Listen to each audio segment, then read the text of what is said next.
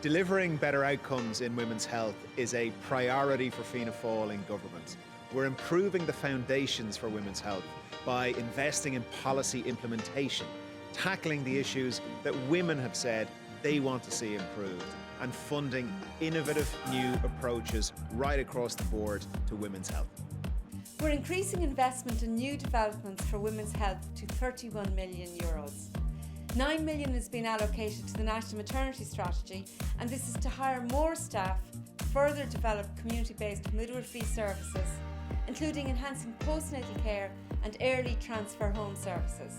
The funding will also improve access to specialist services for new mothers.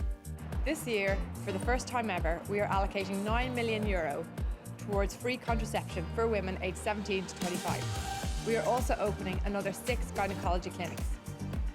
We are supporting further developments in menopause care, including increasing the number of specialist menopause clinics from 1 clinic to 4 clinics nationally. We are further expanding the specialist endometriosis services for more complex cases across 2 centres and investing in tackling period poverty for the first time.